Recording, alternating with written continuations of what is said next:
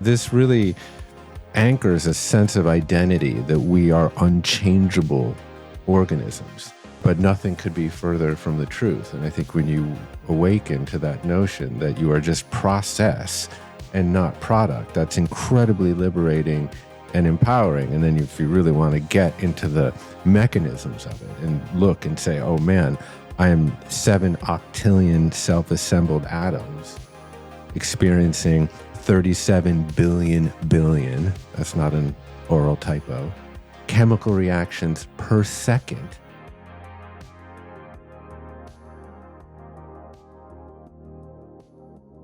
Hello, everybody. Welcome back to the Radically Well podcast.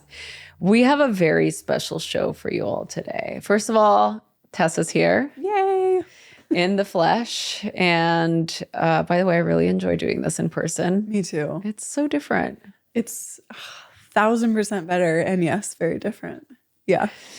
So today we have a little bit of a different format. We have 2 very special guests. And the reason why we opted to have these very special guests on the show is because I feel like the premise of this person's book really ties into this idea of discomfort, especially when we're going through hormonal changes. Yeah. I think what's interesting to me about this conversation is how many of us, I think this is very societal. Like we want to always be feeling pleasure. We don't want to feel the, like fasting. Like it was hard for me to figure out could I survive a 36-hour fast, let alone a 24-hour fast? Yes. But the idea that experiencing that kind of adversity is good for you. What's so surprising to me as a health coach from that perspective is how many of us don't have any idea how to eat. And how like eating vegetables is like really challenging for a lot of people. For me, I can't even really wrap my head around that. Yeah. I don't know. It's an odd one for me. Yeah. I love vegetables. Yeah.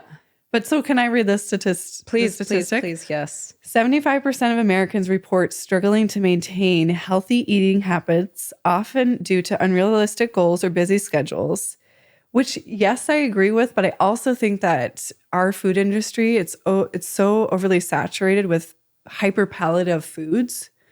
And that's addicting. Sugar's addicting. The hyper-palliative, like McDonald's and all the fats and the salts and stuff, our palate changes. So you take stuff like that away and you have to adjust again to your veggies, which is what they're supposed to taste like. And there's also this idea of easeability and how inexpensive getting these types of non-healthy foods are.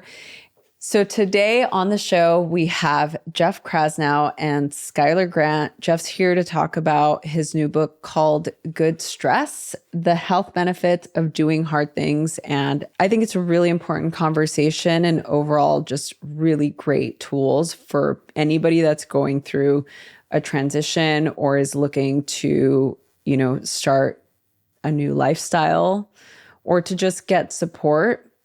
I think when we're going through hormonal changes, especially, we really need to have protocols in place and we really need to be mindful about how our lifestyle behaviors are and the things that we need to do in order to shift them because we are changing. And so this conversation really shed a lot of light on not only just relationships, the relationship we have to ourselves, and the relationship that we have to stress. If you love this episode as much as we did and you want more of Jeff in particular, we recorded an amazing episode with him back in the Radically Love days, which we'll link in the show notes. Go listen to that because there's just more and more gems. Yeah. So this is my conversation with Jeff Krasno and Schuyler Grant. Have you guys ever gone to therapy? No. 36 You years ready? of therapy Wow. right now. We've lived it. I mean, what are your guys' thoughts on it? Just curious. I think that therapy would probably be really good for everyone individually and definitely couples, but I think it's you have to have an amazing therapist, and the timing has to be right. Yeah. I think a lot of people spend a lot of time diddling around in therapy, and it's Yeah. not very therapeutic. Yeah. But I think my tendency to like totally deny the need for therapy is probably its own problem. I mean, I come from like a family that doesn't go to therapy. Right. Okay. There was a wonderful moment where we were hosting Gabor Mate up in Topanga, and he was soliciting volunteers from the audience to come up and sort of be therapized, if you will. And Schuyler reluctantly went up and sat in the chair. I'm gonna actually tell the story because you're not remembering it correctly. So he was hosting this. I mean, it was sort of an interventions on therapy. That part was correct. And then he asked the audience, "Is there anyone here who doesn't feel that they have any trauma?" Oh. And there were like 3 or 4 people in the audience that pointed at me.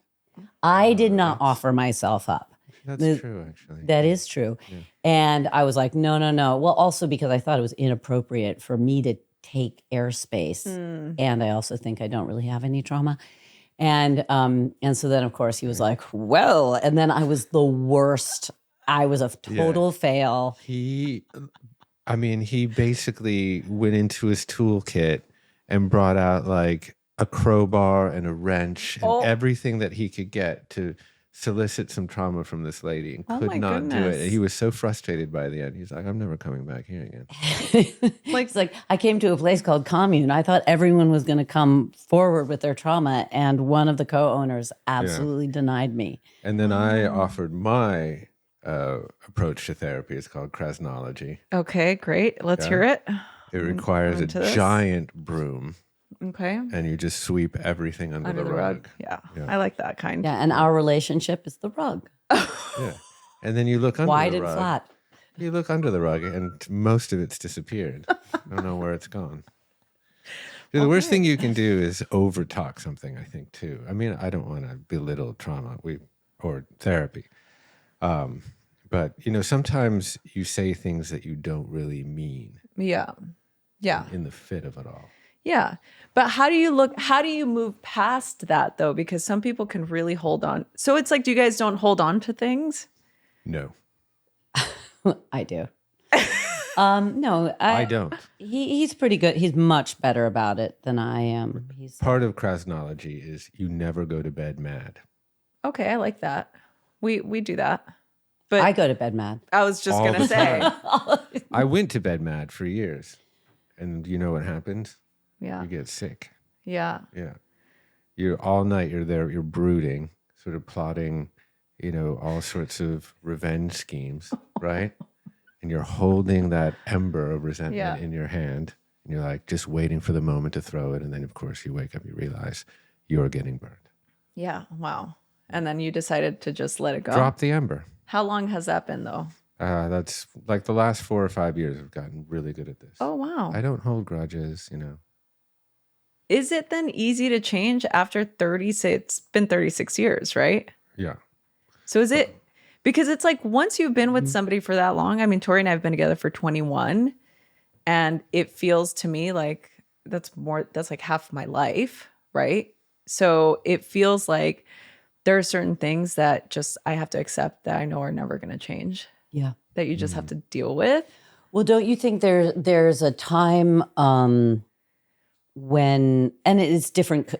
I think if you enter a relationship when you're older, we all entered these partnerships when we were young, and the door's still open to leave for a good long time. I mean, I wasn't approaching it in a particularly Catholic way. Which door? Back door, front door, side door. One in the basement. Yeah. No, I mean, candidly, when we got married when we were 25, we've been together since I was 18, he was 17.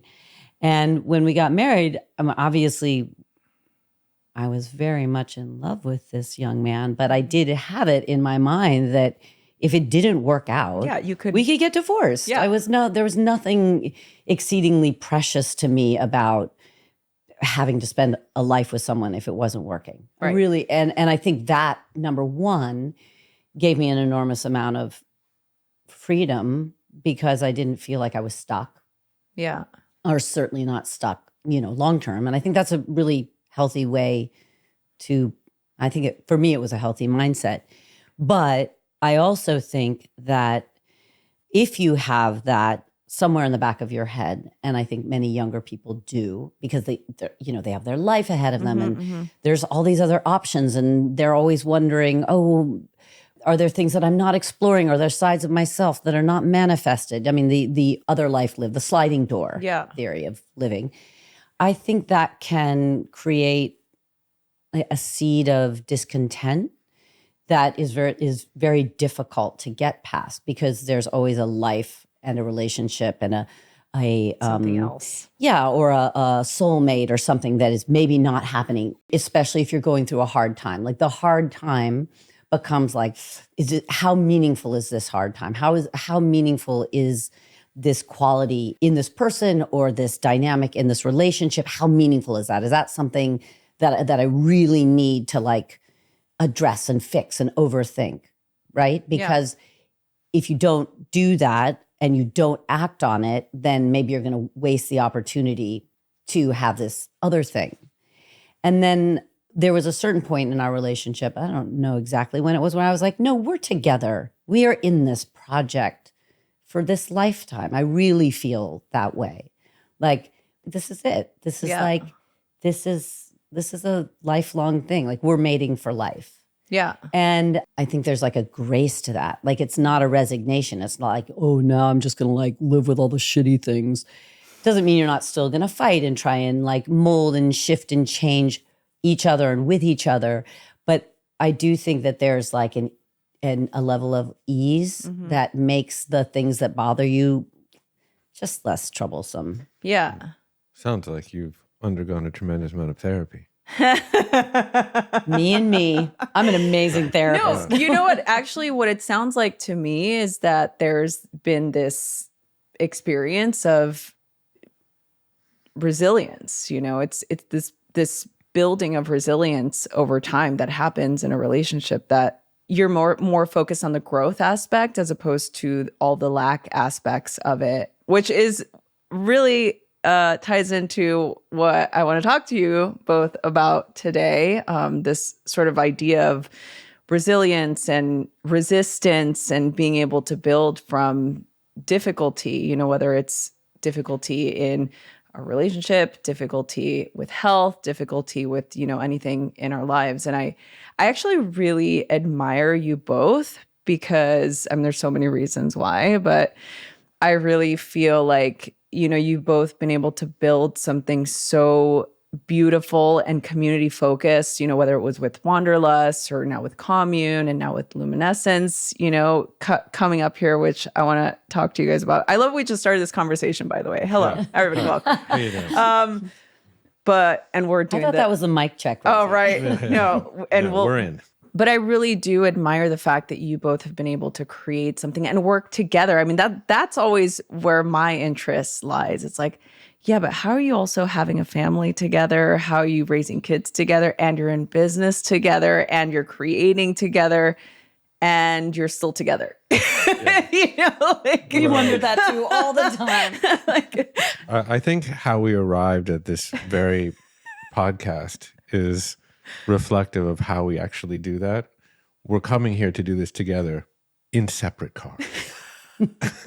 I know you did show up and I'm like, is Schuyler coming? Yes, by herself. But by metaphor, we tend to coalesce around grandiose, well, I don't want to overstate it, but bigger visions. And then we massage that into place, and then we find our own real distinct lanes, to both achieve that vision. And that has been a very successful formula for us, is that, for years with Wanderlust, I was very much connected to the business part of Wanderlust, and obviously Schuyler very much to the content and to the teaching part of Wanderlust. And that worked very, very well because we would meet at the festival and for dinner. and rarely in separate between. lanes. So it that, wasn't like so glide intertwined. together. Yeah, so it wasn't Yeah. so intertwined. Yeah, but to your kind of prior point, I mean, I approached our relationship in a very, very different mindset. I was in it to win it from the beginning. And I think really that was a product of like my parents' like despicable and protracted, invidious divorce. And, in the context, I suppose, of like good stress or whatever, I've never really put it in that context before in terms of that relationship. But I could have gone one of two ways. I could have just written off relationship as, oh man, this is something that does not work. Or as something that, no, I'm going to try to live in alignment with my highest principles and overcome the challenges that my parents weren't able to overcome. How old were you when they got a divorce? I mean, the problem was there's no real answer to that question because it was so protracted. It was like a 10-year court battle for custody. They were still getting divorced when we were together. So by the time they actually consummated, if you can consummate a divorce, I was a grown man, so the custody thing didn't even matter. I have a younger brother, so it's a little bit more germane for him. But, at 17, I was, candidly, I was looking to Schuyler to fulfill like sort of a unrealistic set of criteria from, lover, teacher, mother, and now eventually nurse probably. But, but that I will be terrible at that. though I've seemed to better my condition over the last 5 years. So who knows? Maybe I will be her nurse. But, this was really, so for me, all that time, I was seeing this as my life's work, our relationship being our life's work. And I think that was a product of stress or challenge or adversity for me. Yeah. Wow. And when we got together, my parents were still together, but in a very, very difficult period. And my brother and I were begging them to get divorced. I mean, we were just like, just stop torturing each other. Just do something else with your lives. You're, making each other and everyone around you miserable. And they didn't, and they stayed the course. And now they're so happy. They're, they're just like so in love and like have the best time together. And they're still together. And they're still together. Oh, yeah. wow. They like fought the wars. We both were coming from pretty broken relationships, but to me, it was clear that he was so idealistic and I was pretty cynical. I mean, I'd also say he is more of an optimist and I'm more of a pessimist in life. But to your question of like, how do we navigate these things long term? It is very helpful to have one person who is holding the flame, who's really like, who is the eternal optimist about the thing, because he comes with props. Love it. Sorry. I did see a wig in the backpack, so I'll ask about that later, but continue. Yes. So you know what I'm saying? Because we live in a culture of so many options and so much overthinking and also thens so I think it's very easy for us to talk ourselves out of things. Yeah. It's this thing of, it's very much what Jeff's book is about. Like, I mean, these stressors, the things that we do that are hard, that really do take work and build up our calluses and build up our resilience. Like, those are the satisfying. Nothing that we get easy is really that satisfying. We think we love easy things. Yeah. But we really don't. We really don't. We really don't. Yeah. It doesn't fulfill us in our deepest nature. The reason that we have become what we are as the dominant mammal on the planet, for better and for worse, is that we love to surmount. We love to work hard. And we don't know that about ourselves clearly enough, I don't think. Yeah. Or we seek hard things that are like not the most satisfying or not the most beneficial. So if we're able to channel our instincts and our interests or what we do every day to do things that are difficult, to do hard things, there's inevitably a positive feedback loop, even if you don't succeed. I mean, it's all these, we know all of this. It's the path, it's the journey, not the destination. All of those trite sayings are true. Yeah. I mean, it really is about doing the work. Yeah. And relationships are, certainly like that. And I also think that, and I try and tell my kids this as they go through their difficult first relationships, that a failed relationship is not a failure. It's like all the things you learned and the things you did together and the life experience and who you become and what you know about yourself. Like, that's all a huge success. Yeah. It's the fact that it ended doesn't mean that that doesn't reflect on all of the all the stuff, good, bad, and ugly, and heroic. I mean, all and I think we're so end oriented that we really do ourselves a disservice. Yeah, well, and and Jeff, we've talked about this before, but we're in a society where we want to suffer less. Mm-hmm. And we want everything to happen quickly with the maximum amount of satisfaction with the least amount of effort. We think we want that. Right. That's what I guess my point is, that generally those things, when you get them, you have a deep-seated knowing that you didn't really earn it. I mean, that's all that languaging is but you're there. I mean, so many of the most miserable people I know are the most successful because they're sitting right on this precarious point of having quote unquote arrived, and like, what's after arrival, unless you have a thing in you that's driving, that's really like, you're still in process. Okay, great. Success was a residue of the work. But if the success is this chimera that can evaporate it with any, gust of wind, that is a very, very unstable place to be. And so if you're successful and you're like, oh, wow, well, the timing and luck and my hard work coalesced and here I am, great. And you can share that success, and you also have a sense of, of your own work and of the grace that got you there and all the people who supported you and your time in history and everything else.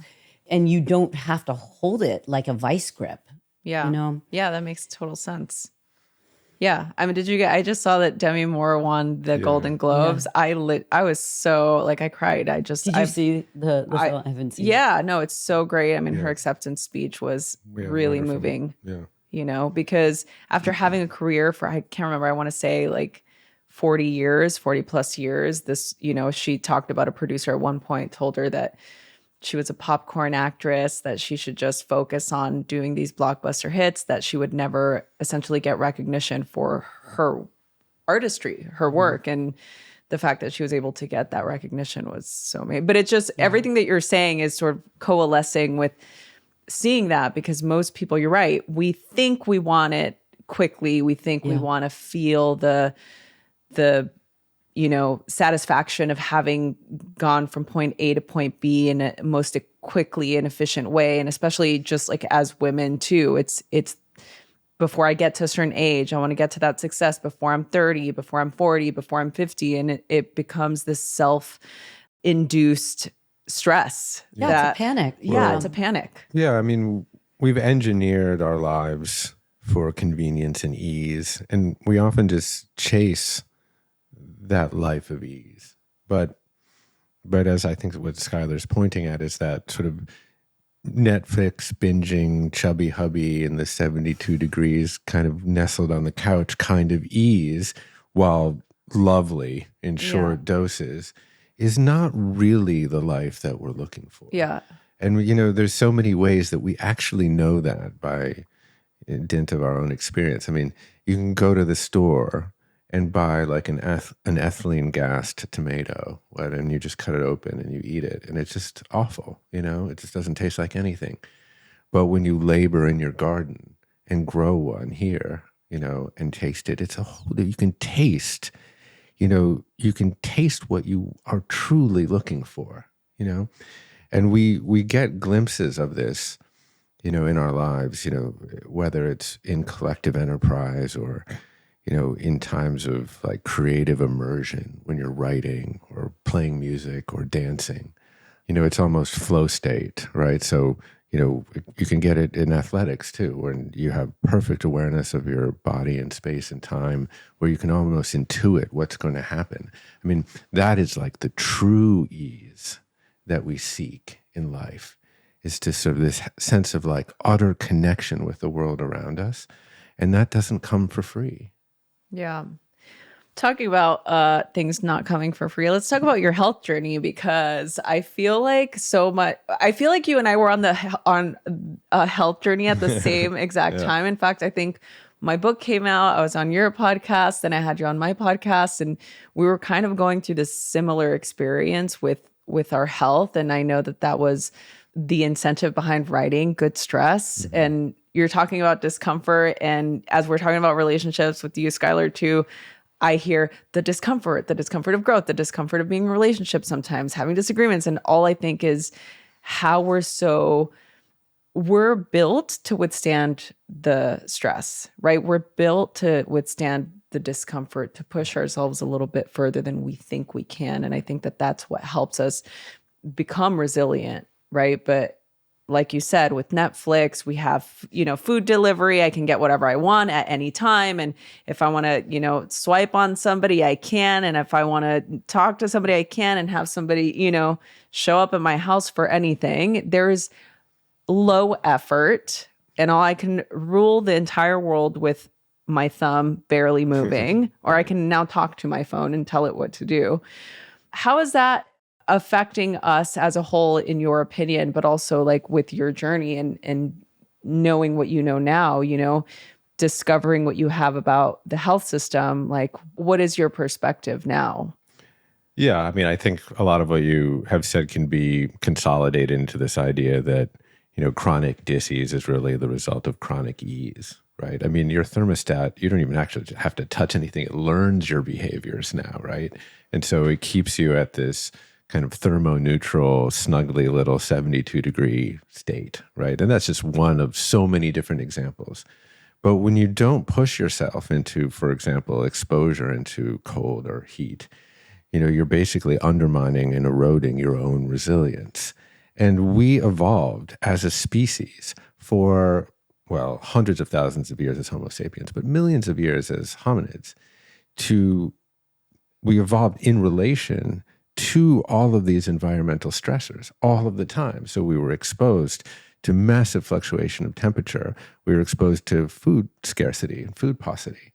And, that's one that is really easy to understand because, we evolved to store fat in the late summer and the early fall when you would harvest food, particularly fruit. And that was adaptive. That was a good thing because fat is just warehoused energy. But now we live in a world where literally winter never comes. And so we never experience sort of the paucity, the yin of winter's fallow to balance out sort of the abundance of the summer and fall harvest. And you literally can apply that same metaphor really to all aspects of our life. We essentially just engineer our lives for ease and convenience at every turn, often in the name of profit.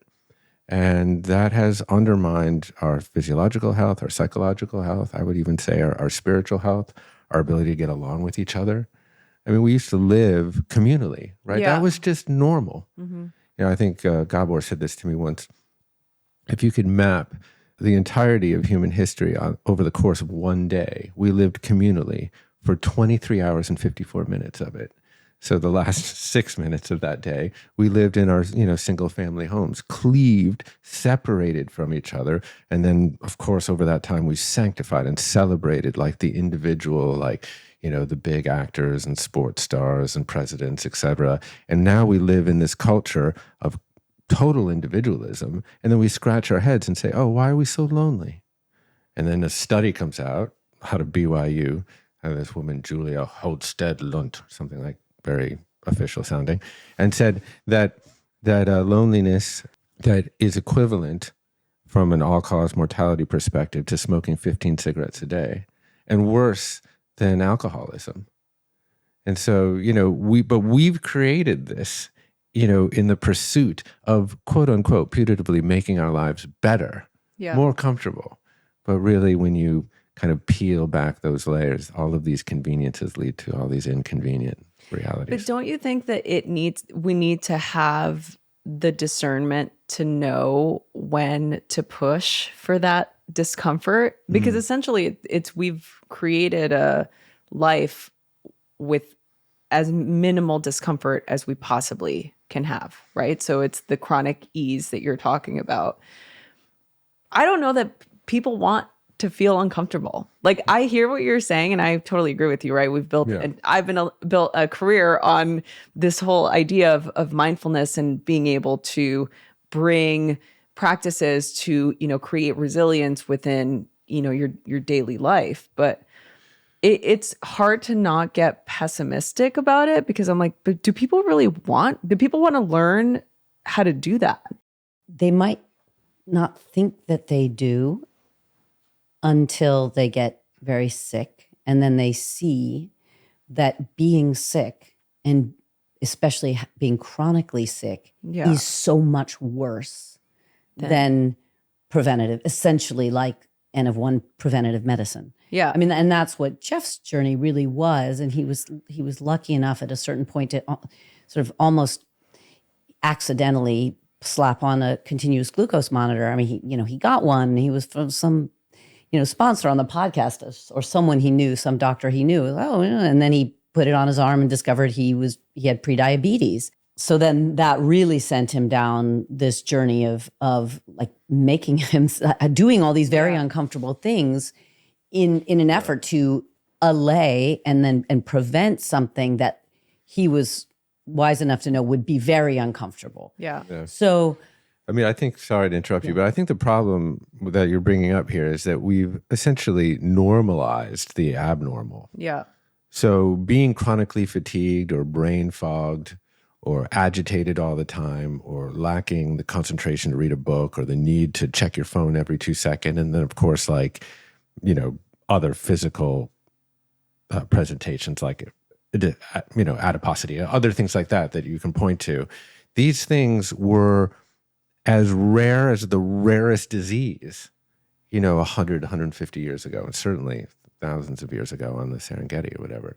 And so, but we've totally normalized that. So you can wake up and be like, oh, I'm just, slightly under the weather today. I just don't quite have the same energy that I used to. I'm not thinking straight. Oh, but I'm just going to write that off. I had a bad day yesterday. It was a little bit stressful in the bad stress sense of the way. And now we've essentially accepted all of those presentations and conditions as normal, and they're just upstream from all of these diseases that we label. I mean, just upstream. And the problem is all these chronic diseases that we're experiencing, they're all progressive in nature. So they take root, in your 20s and 30s, and they unfold like a French film noir. It's not like a Texas Chainsaw Massacre situation. It's like very sluggish and slow. And then all of a sudden you have cardiovascular disease or diabetes. No one in their 20s who's chronically bloated or has, thinks that that's going to lead to Alzheimer's. Yeah. But I think that is, people are becoming more aware of this now. I mean, I agree. Just, it's hard to be optimistic all the time when you see some of the data, right? Yeah. Where you're like, oh my God, 45% of Americans are obese, like, whew, man, how do we turn that ship around? Yeah.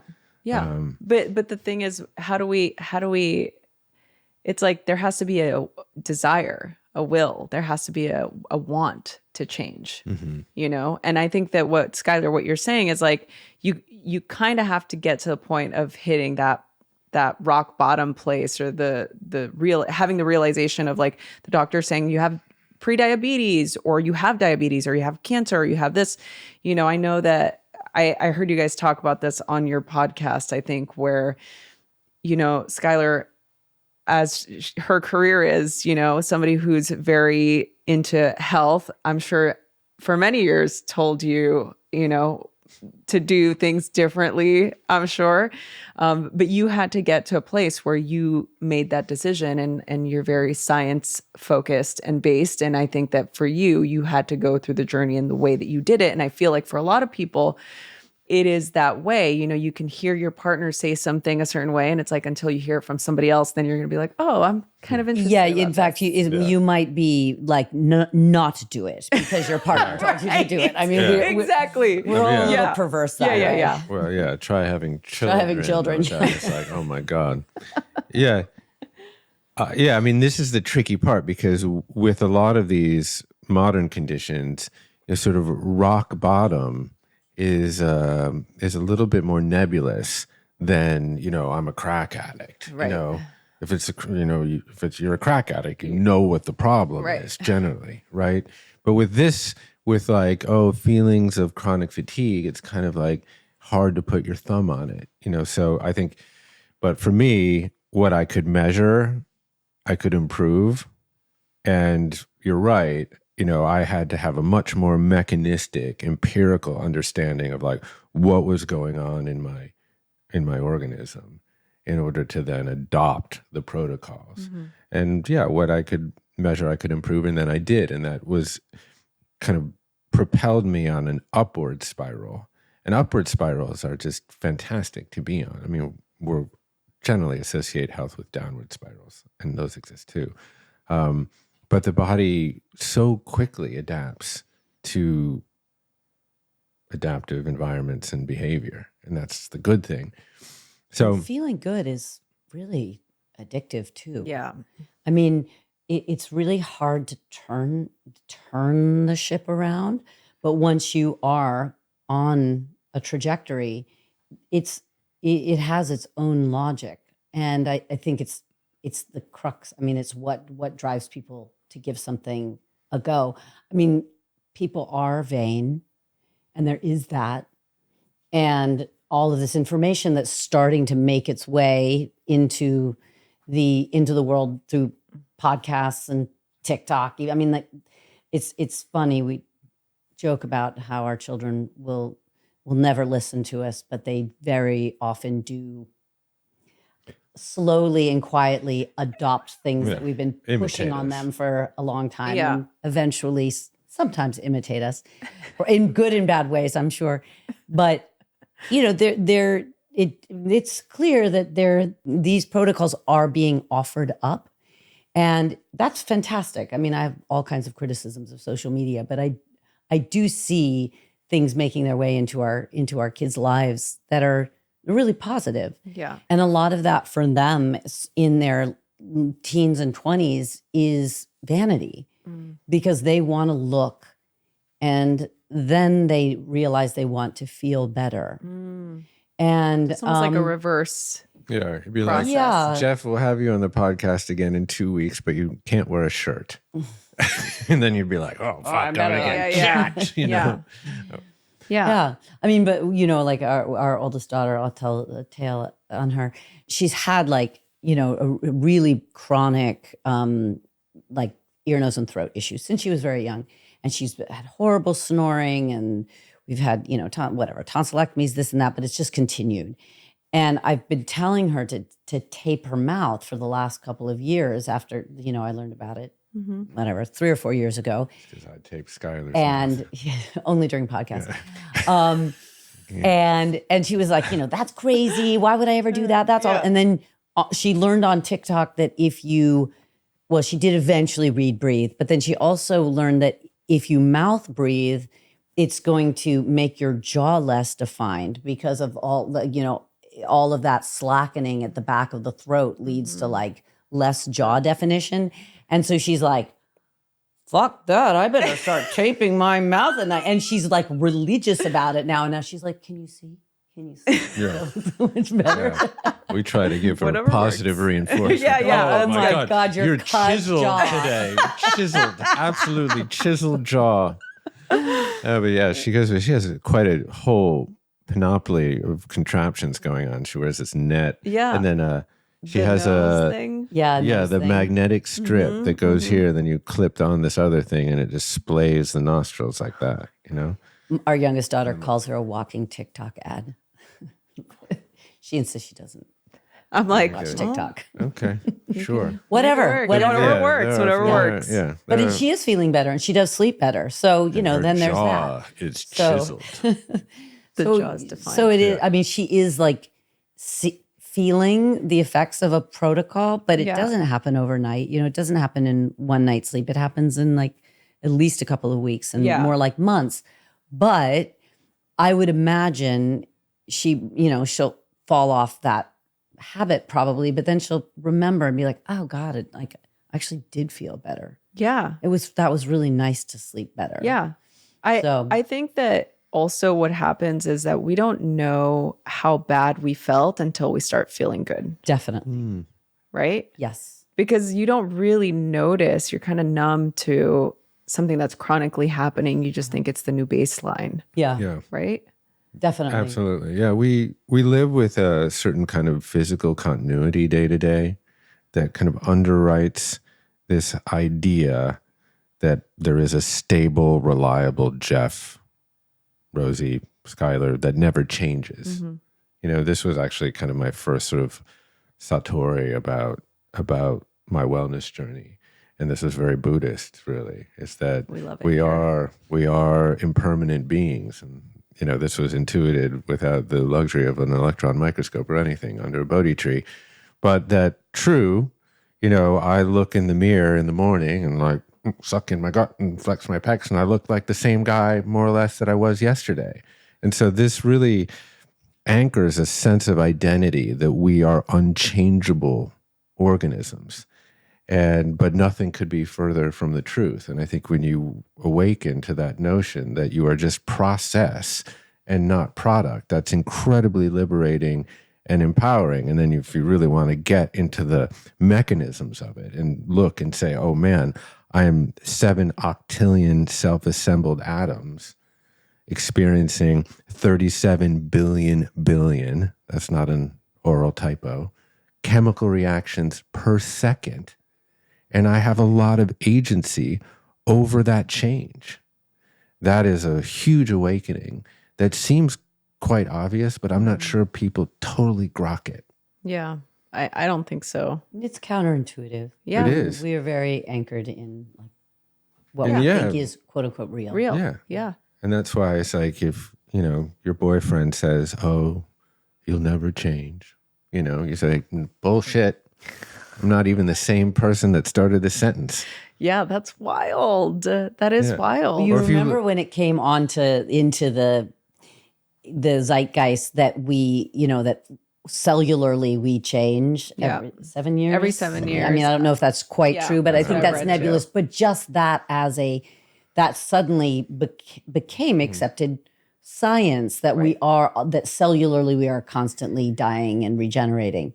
And that is amazing. Yeah, I mean, it and it is. really does empower the decisions we make day to day and week. Or if you think about what's happening in the den of your colon right now. I mean, not that Tell us about our colon. Not that I think about that all the time. Let's talk about it.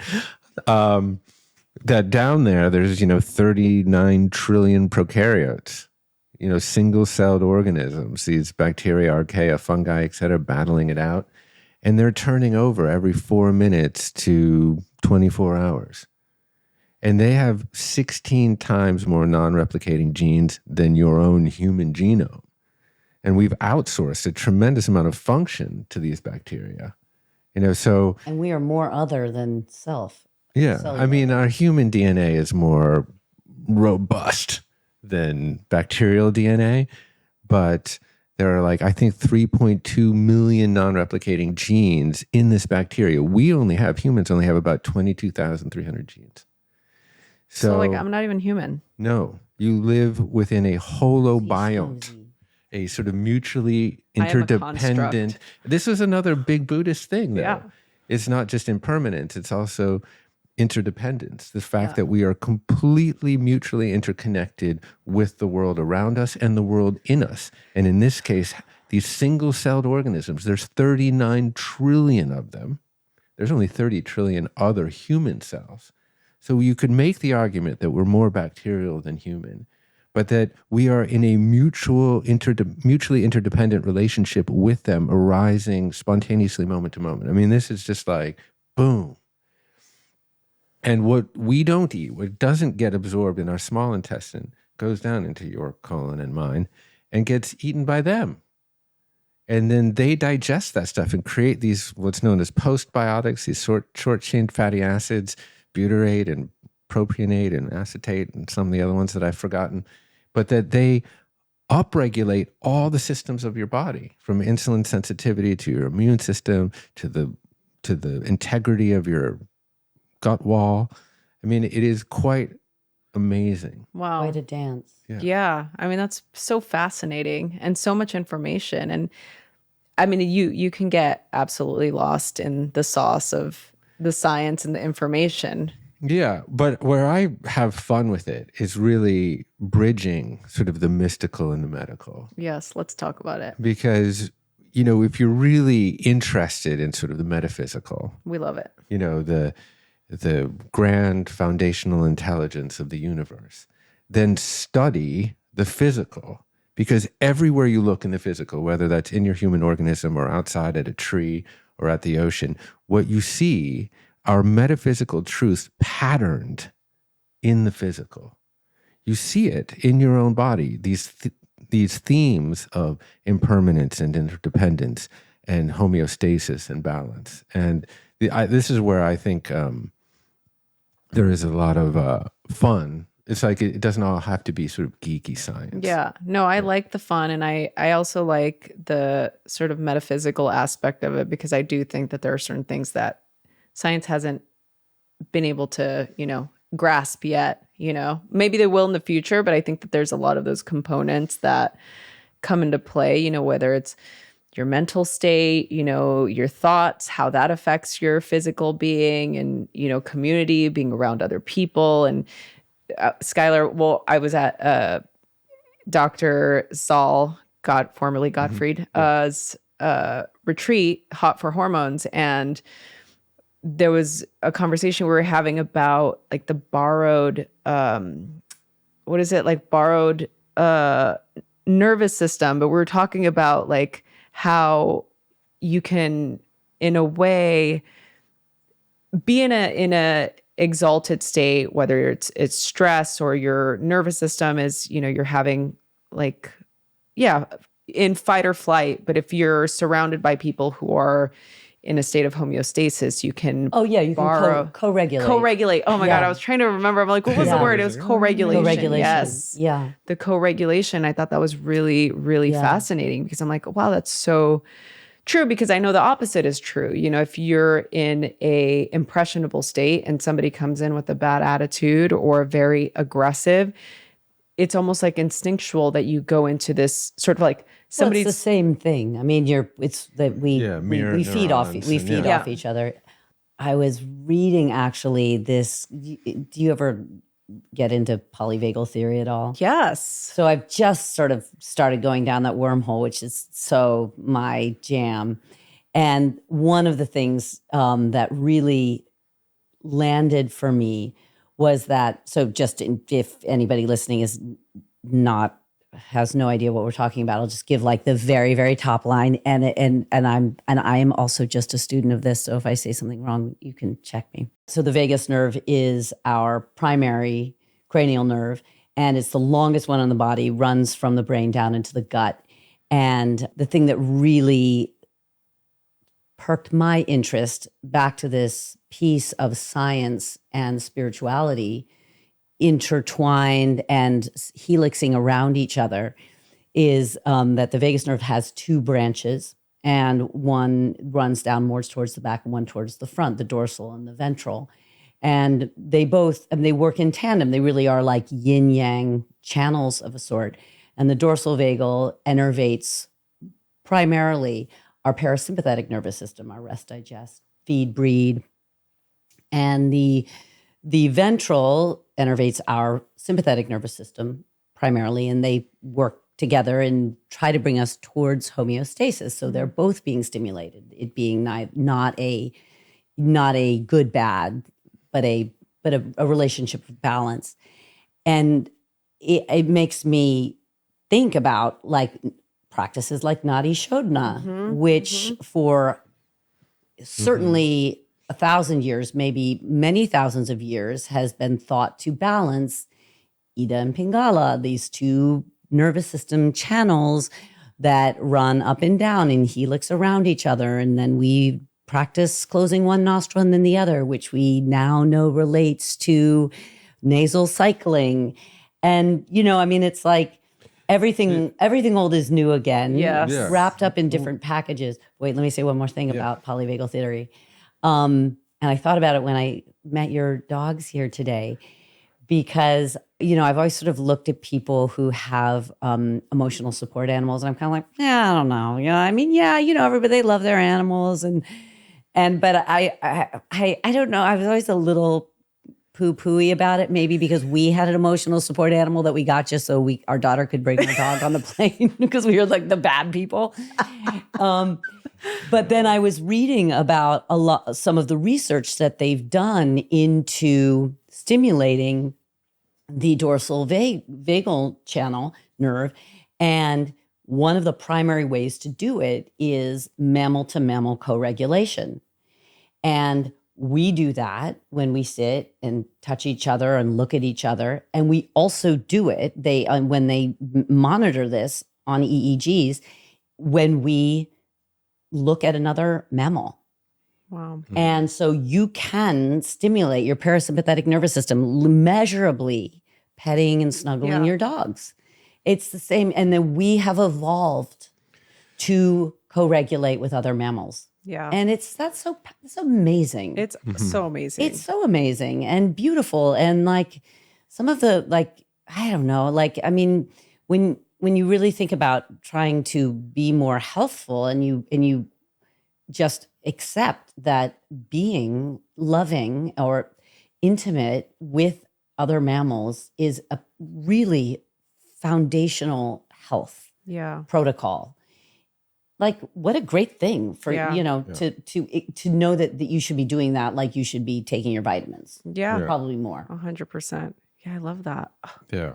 And we've unfortunately destroyed most of the all of the megafauna, but most other animals, and now we've kind of reduced it to sort of a few domesticated animals that we like to have around the house, and then other ones that we eat. And, I think that, to kind of bridge the mysticism and the medicine, again, I mean, the philosophy of the Buddha was, of course, the middle way. So Madhyamaka, which, of course, in its inception was sort of finding a path between hedonism and asceticism, et cetera. But really, it was sort of the avoidance of extremes and polarities.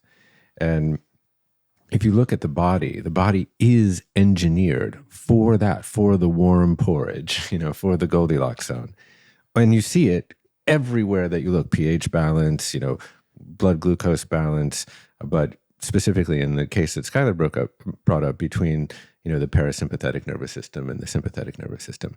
And I think in modern culture, we tend to sort of villainize the sympathetic nervous system a lot because it's cortisol and, too much cortisol. And true, we are over agitated, we're amygdala hijacked in our culture. So we're too much in our sympathetic state and not in our parasympathetic state. But if you're too much in your parasympathetic state, you can also experience what is known in Stephen Porges' language as dorsal vagal shutdown, and you become essentially numb to the world outside of you and disassociated, So I think what we're trying to kind of get at here is that beautiful place on the teeter-totter, right, where no one's feet is touching the ground between the sympathetic nervous system, which, gives you a certain amount of focus and alertness, and the parasympathetic nervous system, which keeps you serene and tranquil and rational. And what you're trying to do in life is sort of balance that such that you have this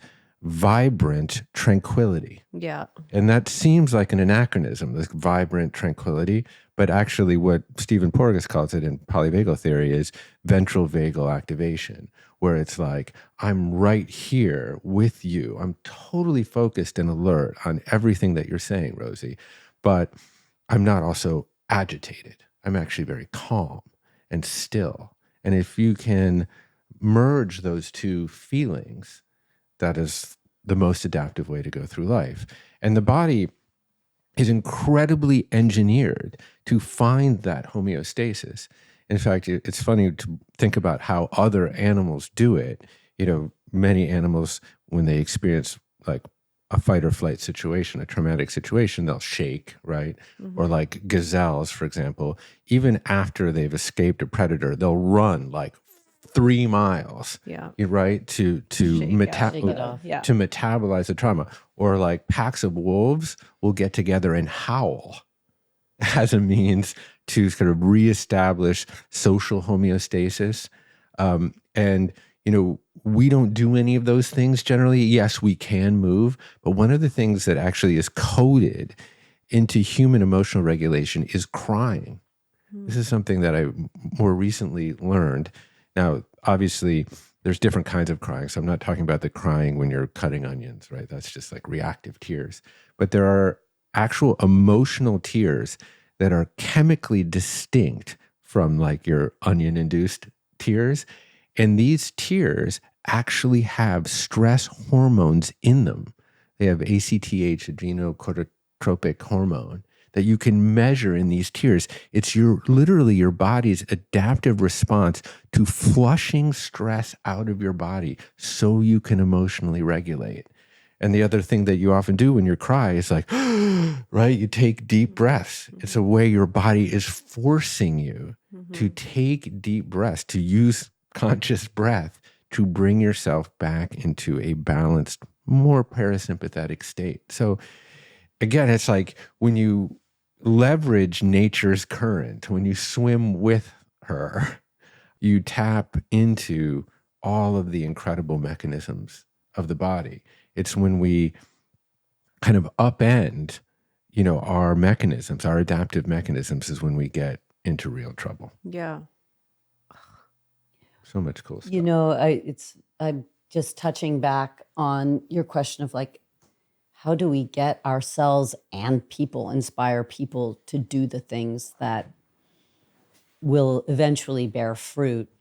And, it's so simple, but like I started practicing yoga because I suffered really debilitating back pain. And I hated going to class. I would watch the clock and it was purgatory, really. I really was not. It wasn't like I went to my first yoga class and was like, oh my God, this is amazing. No, and I was like medicine. It really was like going and, taking like a shot of bitter medicine. But first I did it because someone said, this really will help your back. It must have been somebody I trusted and I took their word for it. And then even though I didn't enjoy it and I still watched the clock, after a certain amount of time, I realized that I did feel better. And it wasn't really my back, which did slowly get better, but actually I holistically felt better. And now in retrospect, I understand that was mostly from the breathing part of it, and the breathing and the moving, and then especially the synchrony of breath and movement patterned together. But it is that it's Sthira Sukha Asanam. Yeah. I mean, it's exactly what Jeff was just talking about. Yeah. What we seek is this balance of effortless effort. Yeah. Mm-hmm. Like wakeful rest, graceful work. I mean, Sthira in the Sanskrit is effort, and Sukha is ease, and this is the first directive, Patanjali's first directive relating to asana, is that we should practice, and he doesn't mean just asana, he means practice life in such a way that effort and ease are equally balanced. And that was, this was years before I even knew what the Yoga Sutras were, but that is what I was experiencing. Even though it wasn't easy doing it, the effects of the practice were, I'm awake, but I'm relaxed. And I didn't know that wasn't what I came looking for, but it was what I experienced, which is totally different than going to the gym and getting on a, Yeah. I think people like when people run, people who are like runners, that's that zone thing. It's like finding modalities where the zone being doing something where the level of challenge meets a certain level of ability. Yeah. Ability and challenge coalescing. So if you're too able and you're not being challenged, you don't hit the zone. If something's too easy, you don't hit the zone. It's really the sweet spot between focus and ability, challenge and ability. When I hit that, and it didn't take too long. At first, asana was just work. It's what Mr. Iyengar calls donkey work. You're just doing the hard work, and there's really there's not the payoff. But pretty quickly, you develop enough ability to start to hit that zone, or at least for periods at a time. And it is an elixir. Like, we know in our deepest selves that this is what we're seeking. Yeah. It's interesting. It makes me think of the dollop of yin in the yang and the dollop of yang in the yin. And even, the strongest human or strongest tree even also has a degree of suppleness to it. It's like if you look at the bough of a willow, for example, under like a heavy snow, the boughs will bend like just so that the snow will slough off, And so there's always like a degree of suppleness in strength and the opposite. And it's like what we're trying to do is like find that recipe, live in that recipe. And this is like the wonderful kind of perplexing thing about balance or homeostasis, which is it is really the signature of health in every possible expression, from politics to economics to ecology. Really, health and balance are almost synonymous.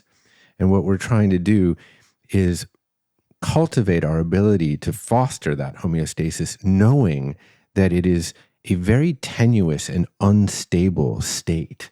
We're always swaying around it. You'll never just be like, I'm balanced and forever and always I will be balanced. Yeah. No, actually, the point is, can we bring ourselves back to center? Can we bounce back? That's true mastery. Yeah. And that's what emotional regulation really is. It's our ability to bring ourselves back to center.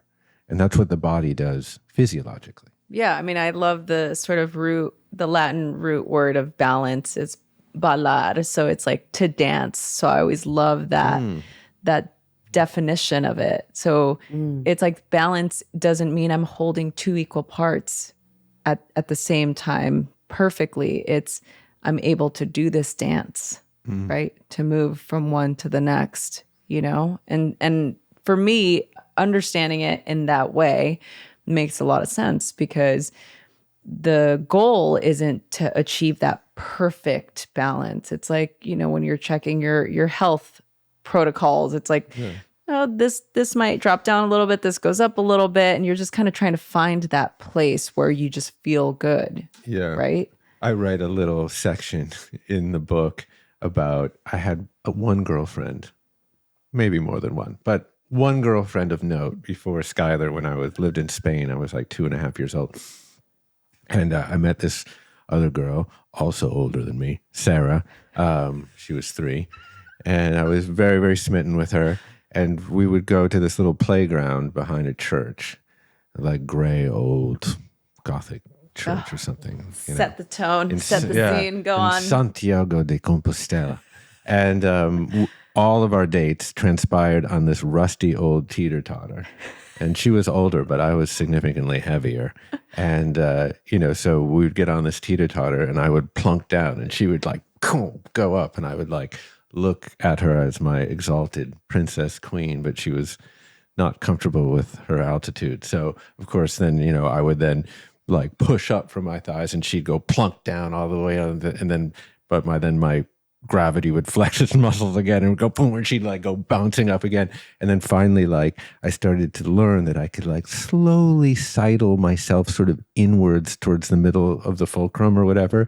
And that would like balance out this little teeter-totter, just at like this place. And she would look at me with this huge smile on her face when I would find that little balance. And I was like, oh, this must be love, the place where no one's feet are touching the ground. And so I often think about that story in relation to homeostasis in the body, which is like, this is where no one's feet are touching the ground. That's kind of where you're trying to get to in your human body. Yeah, I mean, yes, 100%. But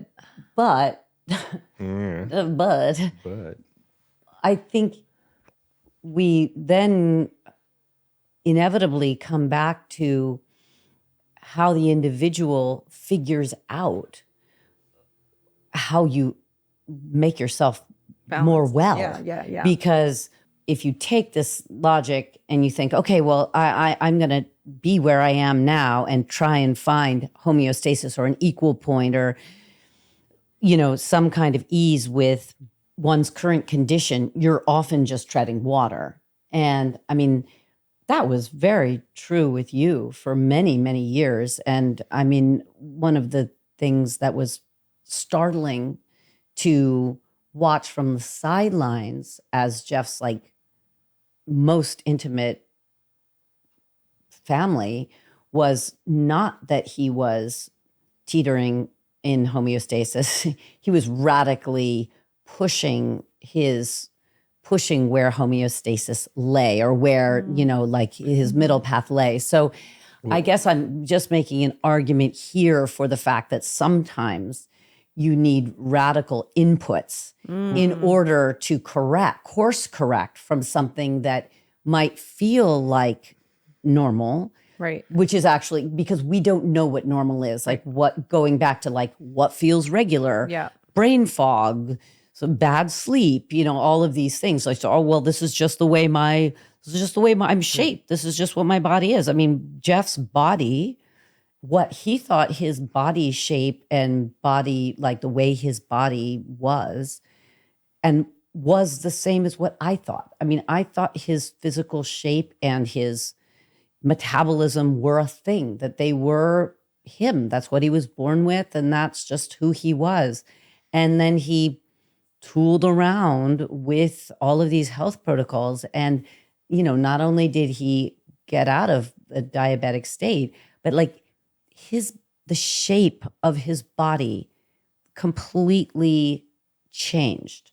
Like not in a losing weight way, though he did lose weight, but literally like his body composition changed, the way his legs looked relative to his torso. I mean, it was crazy. I mean, no one would really know it the way that I know it because I've seen him naked over time for a long, long time. But it is like, that's weird. Yeah. It's actually pretty weird to see. Yeah. Like very counterintuitive. The irony, the counterintuitive piece of it is that you actually have to adopt a certain amount of stress in order to enhance your body's ability to find homeostasis. And that's kind of what all these protocols are about. And of course, we've denuded our culture from most of those stressors in the right dosage anyways. Hormesis. And so, this is the concept, the biological phenomenon that the right amount of stress confers a physiological or psychological or even spiritual health benefit. And this is the sort of panoply of protocols that I, try to adopt, or I have adopted and try to actually execute around most days. But this is, I think, the ironic piece of it is that you have to push yourself to the edge. And we see this kind of in very obvious places, in our life, whatever, you overload a biceps muscle, and you micro tear the fibers in there, and then with enough rest and enough leucine and protein or whatever, it'll grow back bigger. So we know that that's, we understand this phenomenon generally by what doesn't kill you makes you stronger, right? The Kelly Clarkson song, the Nietzsche quote, sorry. depending on your cultural anchoring, one or the other. Depending on the demographic watching this. Casting a wide net. Yeah. But again, that adaptive response to stress is literally everywhere that you look. I mean, you go skiing, right? You go up into high altitudes. Yeah. And there's like an altitude-induced hypoxia, right? Because the partial pressure of oxygen's lower, because the air is less dense at high altitudes. And you might be like, right, you might be gasping a little bit. Everyone has a little bit of a different reaction to being at high altitudes. But what does the body do? The body then adaptively responds and makes more red blood cells. So you have more couriers for oxygen to your cells to make energy in your mitochondria, whatever. You don't have to necessarily understand all that shit, but it's like your body is constantly adapting to stressful situations all of the time. And then you can deliberately self-impose some of these things. Yeah. And, that's just what you get into, like intermittent fasting or cold water therapy or light therapy or resistance training, et cetera. And those are, widely adopted and talked about. And then I think there's a whole other classification of stressors that are perhaps even more interesting and more bespoke, which are more psychological and social in nature. Because as you know, I mean, for you, it's probably not so uncomfortable now since meditation's such a integrated part of your life. But like sitting on your ass and doing nothing is freaking difficult. It's really uncomfortable for most people, including myself. I'll go into the sauna and I have like my little rickety meditation practice and my mind is monkeying around all the time. I'm just swinging from branch to branch, from thought to thought. And, but slowly you progressively slow down the tumult of your mind and, you begin to witness thoughts come and go moment to moment and, see feelings and emotions as phenomena. And you start to like eventually become more at ease with the discomfort of doing that. Yeah. And then you also just notice like the knock-on effect that's not happening. I mean, maybe you don't even come to a place where the sitting is ever really easy, but you notice that when you're not sitting, there is a resonance there. Yeah, 100%. I would say that that's for sure. I think that there are certain things like I like to push myself every day. I have to do something that makes me a little bit uncomfortable. And it's like sometimes I'm stretching and it's like, yeah, it's easy for me to stretch up to where it feels fine and then I can breathe through it. But it's like if I push a little extra, I'm like, no, I want to get out of it. And it's like, oh, that's the spot, right? It's like, that's the spot. I want to get out of it. I'm holding my breath. I'm not breathing. I'm just like, okay, I'm going to be here for, and I'm just like trying to talk to myself. I'm like, no, just breathe and just stay as long as you can, but that's a muscle. And even like sitting, for an extended period of time, it's like I can sit for an hour and I do every morning at 5 a.m. And I do it. And I've been doing it consistently for years where it's like, my body knows it. I know when I'm done. I know when I'm doing. I know when it's time. And it's just like my body just knows, okay, get up. But there are also moments when I've said, no, you're done after 20 minutes. Like, that's good. Like, but then part of my brain is like, no, I got to do an hour. I have to do an hour. It's like, no, you're good. That's fine. So it's Rosie, almost like do you breaking... feel like with meditation, because it's been such a long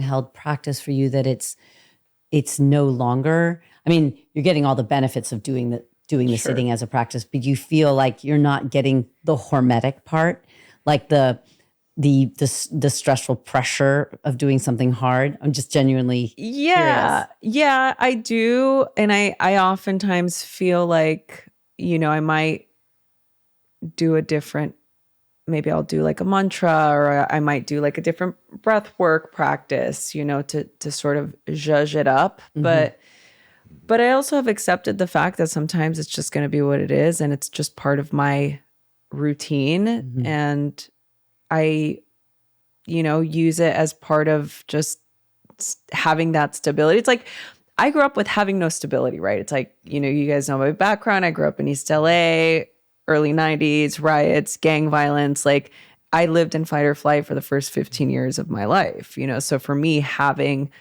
something that I can wake up in a safe place and have a consistent experience.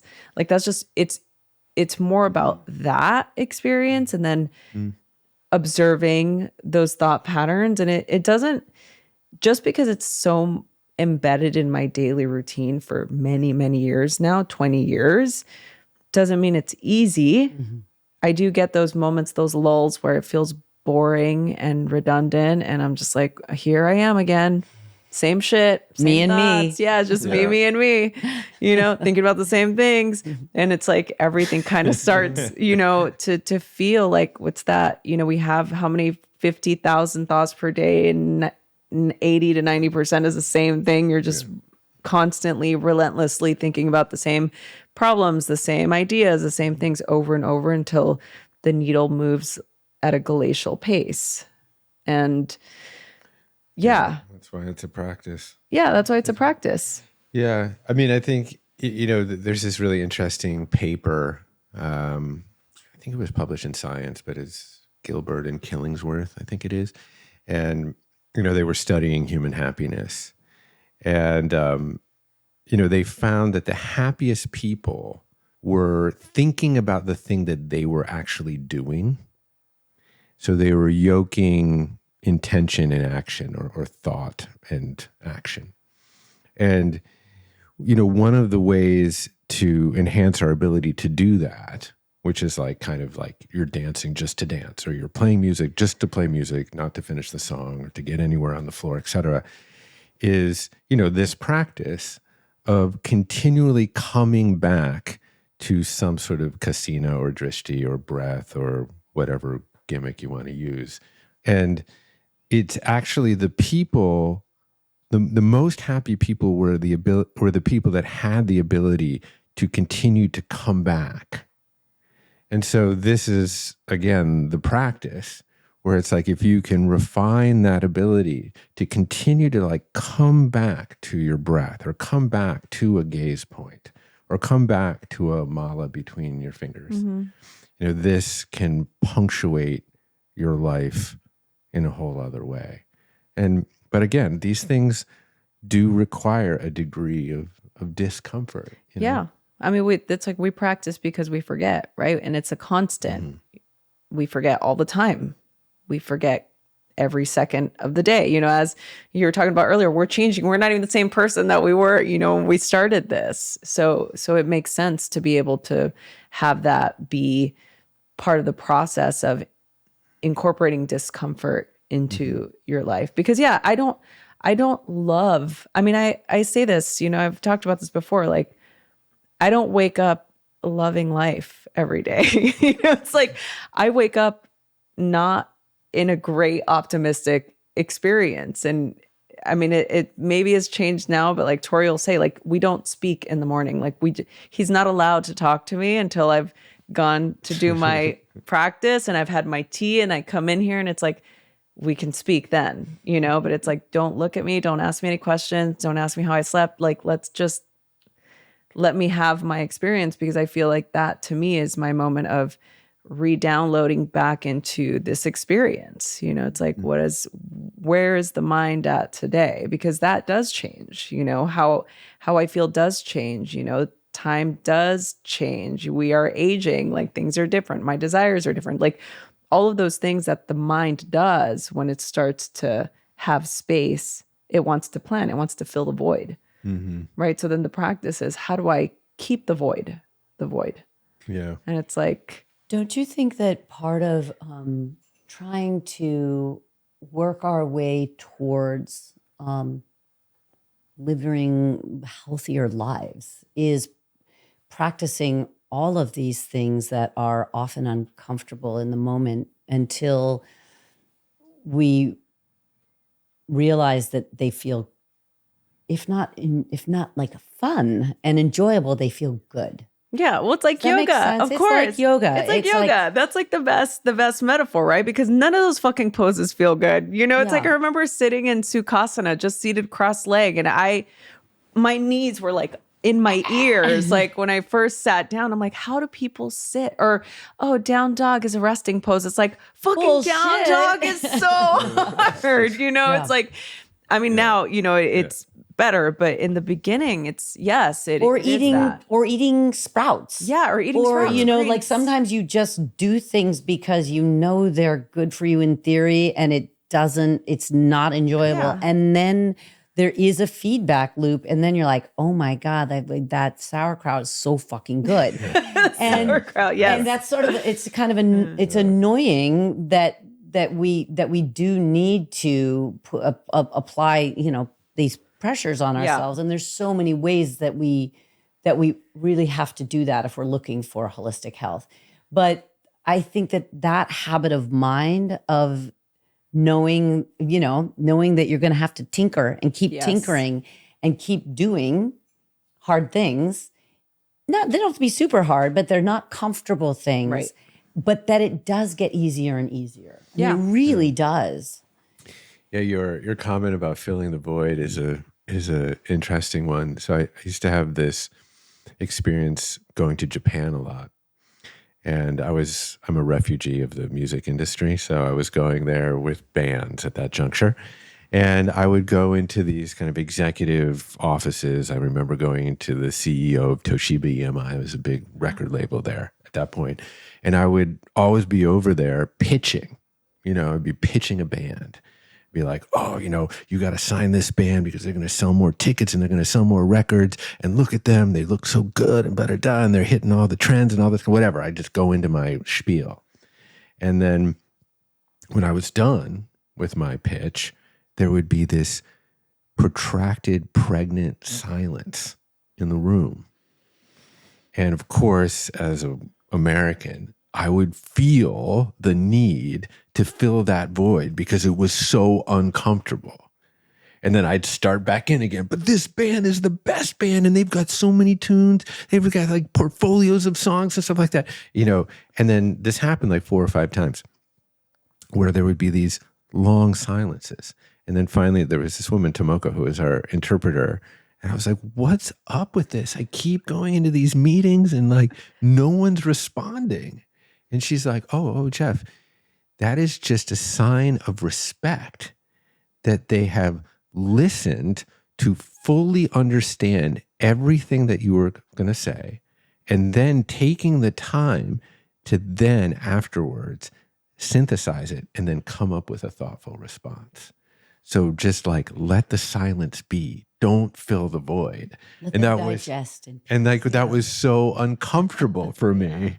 But finally, I learned, you know, and had good results. But subsequently, I've tried to apply that learning to more productive conversations where, you know, that you can actually fully listen for the sole purpose of understanding someone and not listen with the need to respond. Yeah.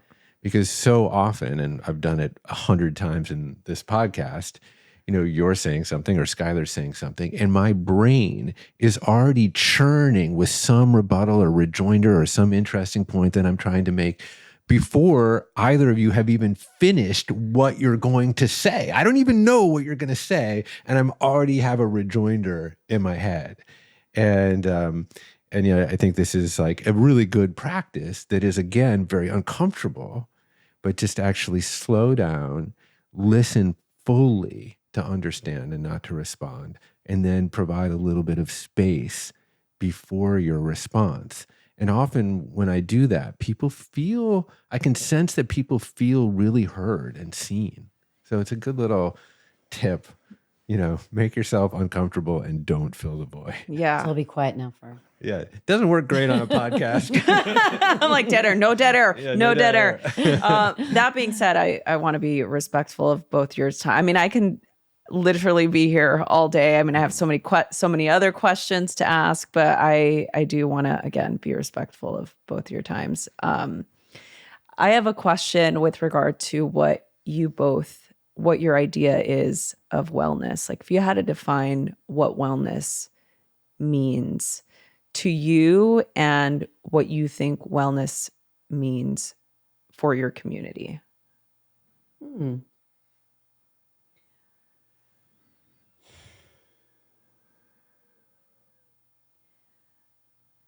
I would say for me, it's trying to get out of ruts.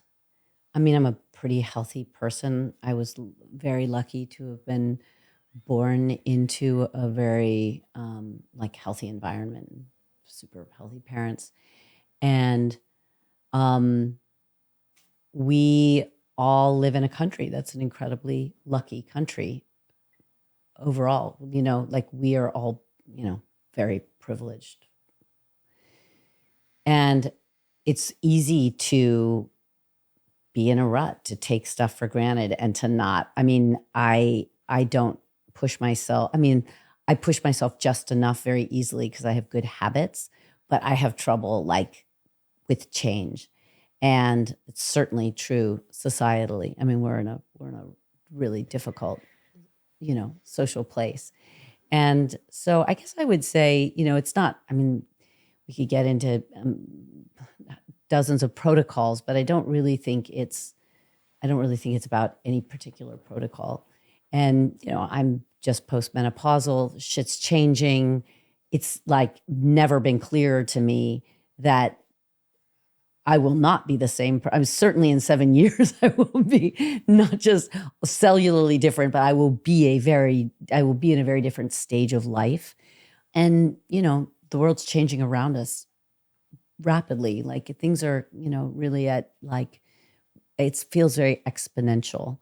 So I guess it's really like, to me, like it's adaptability. It's like curiosity and flexibility.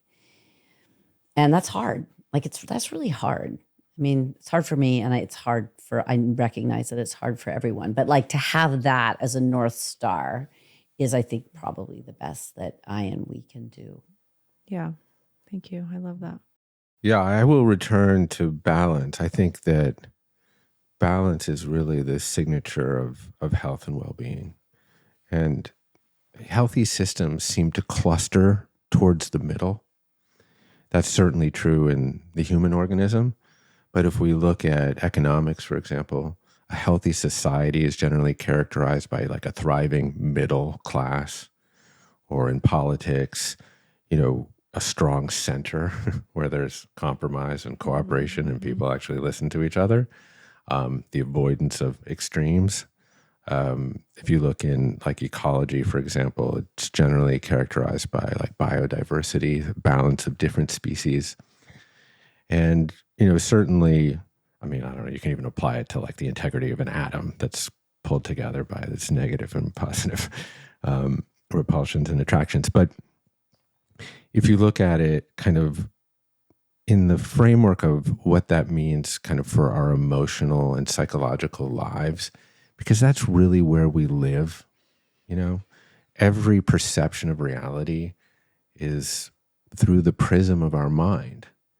And I think it's incumbent upon all of us to try to find some form of emotional regulation such that we can find centeredness in our lives to leverage this unbelievable fortuitous combination of atoms that has born consciousness and this ability to enjoy like a beautiful sunset or this time that we have together, that we can actually leverage this neo-mammalian brain for everything that it's worth, for all of the hard-wrought adaptive advantages that generations upon generations upon generations have gone through as part of evolution, you know, and this is harder than ever to do because our social media environment, our news environment is literally algorithmically preferenced to knock us off the perch of balance. It's designed to push us to the thinnest edges of the branch such that we are living in an amygdala hijacked, cortisol infused state all of the time. So this is our great challenge as a species, and this is the work that you're doing and amplifying, is to cultivate that ability to find balance, to find equilibrium and centeredness. Wow. That's like going to be like the cold opener for this. This is so good. Thank you both so much for doing this and for being here. The book is called Good Stress. Can you see it? Let's get a good shot of this. Make sure it's in 4K. Stressful shot. A stressful shot. The book is called Good Stress, and the protocols in here, Jeff, I'm going to assume that did short of changing your life and set you on a path of resilience and thriving in every area. And hotness. And sexiness. You do look younger, by the way. I'm does, telling you right now, he does. Okay, He really does. Yeah. I'm liking this. Yeah. So definitely going to get this for Tor and make him read it. He's looking pretty hot. he's if looking I pretty do good, say so Krasno. myself, Well, so I am thanks. making sure that he does his own protocols. But anyway, thank you both so much. I appreciate you both. Where can people go to connect with you both? And briefly, if you could tell us about Luminescence. So February 1st, if you're in LA or can make a good excuse to come to LA, we have an incredible lineup of female luminaries, many doctors, Dr. Sarah Zoll, Gottfried. And will be an all-day event of men invited, Yes. for sure, but men who are interested in bolstering women and learning about women's health and longevity and mental, physical, spiritual, sexual health. We just added Jillian Turecki and Emily Morse to the lineup talking about sex and relationships. Anyway, it's going to be amazing. And the last time we saw each other was at the hormone retreat with Dr. Sarah. Yes. And I have really personally come around to how cool it is to be in a really strong female space. And I wasn't like a women's retreat kind of gal for a long time.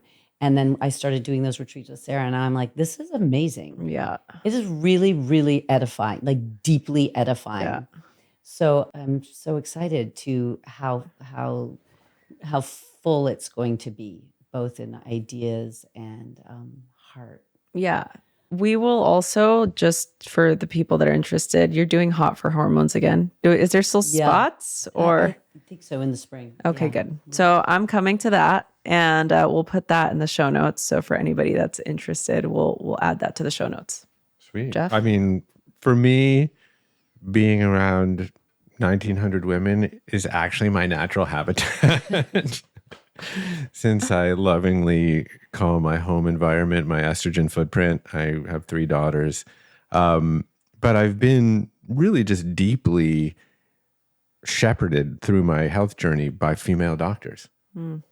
And yes, certainly the many male doctors have influenced me too, but the most generous people have been women doctors. And, you know, for so long, women's health has been relegated to second class. I mean, both in practice and in research. All the research mostly we know has been done on men. Yeah, and all like Side the note. dosage recommendations are basically all for men. All of the conditions that women suffer from disproportionately are understudied, particularly autoimmune diseases and dementia, some aspects of dementia, but even obstetrics, which is, you know, whatever. For me, this is just an opportunity to pay homage and to give back and to, you know, just bend the arc of that learning curve. And there's so many women, I will say now, and it's been really amazing and refreshing to see, that have these incredible, powerful voices and platforms. And if I can help in my small way to harness some of that energy to, you know, create something bigger than the sum of its parts, then I'm all in. Thank you. Thank you both so much. You guys are the best. Yeah, thank Thanks you. for doing your good work. Yeah. We're trying. We're trying. Thanks, everyone. Hey, everyone. Thanks for listening to the Radically Well podcast. This podcast is produced by Rosie Acosta and Tessa Tovar. Production by Sapphirus Media. Music by Monogram Sound. Please remember to subscribe, rate, and review wherever you get your podcasts. Thank you so much for listening.